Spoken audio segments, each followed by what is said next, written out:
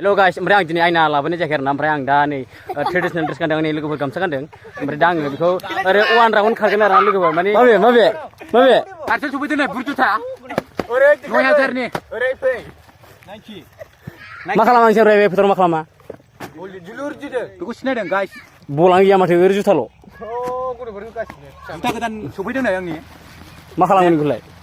नै बिदि बे जिबाय नै ओमफ्राय दे गोदान आनबक्सिं खालामलाय दे आनबक्सिं खालामलाय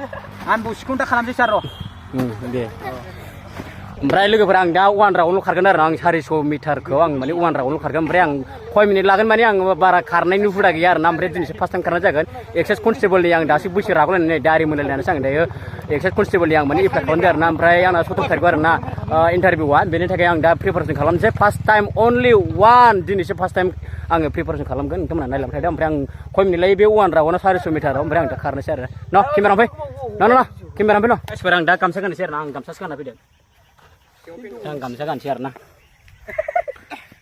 ओमफ्राय बेसेबां मिनिट लागोन ओमफ्राय आं वान राउन्डल' खारगोन 400 मिटाराव बेसेबां मिनिट लायो आं बेखौनो नोंथांमोननो खारनानै दिन्थिनोसै 17 थारिखआव जागोन जोंनि क'क्राझार जिल्लानि सिङाव थानाय सराइखलायाव जागोन आरोना आंना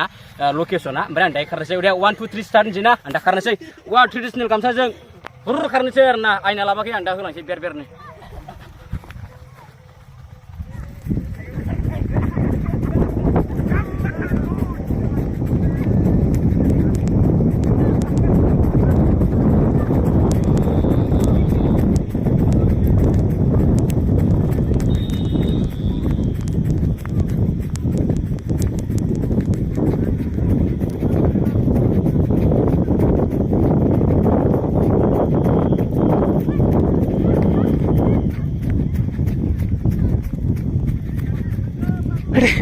मेंबायलै केमेरामेन जानानै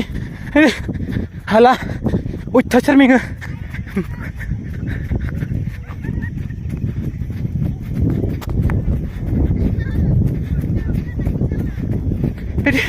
आं हालालै बेखौ मा गराय बायदि खारो बेलाय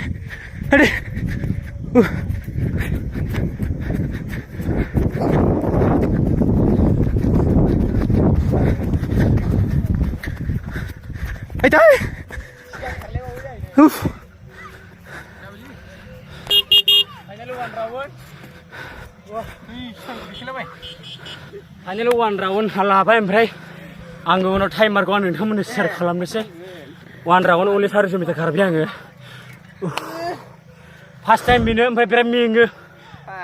वान राउन्ड आंबो मेंबाय केमेरामेन जानानै खारफानानै नोगोर मेंबाय आङो ओमफ्राय नै बिराद खस्थ' होबाय आंनि बे फंबायखौ माने केमेरामेन जाहोदोंमोन नालाय आङो खारफादोंमोन आं जाला मेंसिजोब्बाय दायो आंबो मेंबाय हास्लाबाखै आङो केमेराफोराना ओंखायनो हास्लाबा बिसोर नै गामिनि गथ'फोर आरोना बिसोरो गामियाव फोथाराव बल जोदोंमोन नालाय ओमफ्राय बिसोरो जोखांबाय आरोना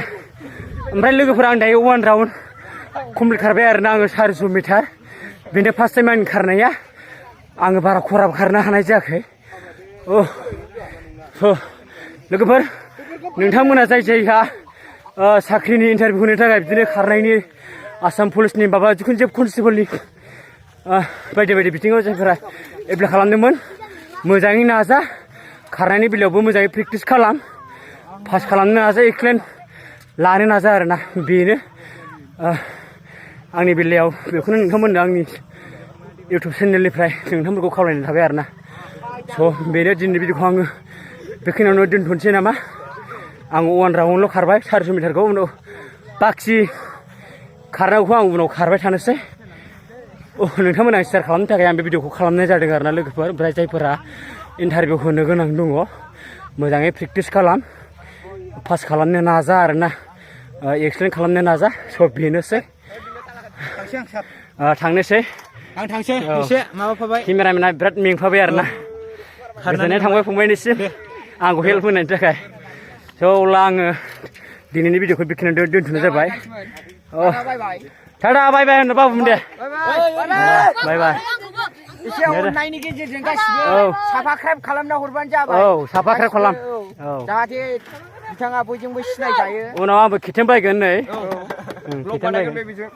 ब्लग बानायगोन टाटा बाय बाय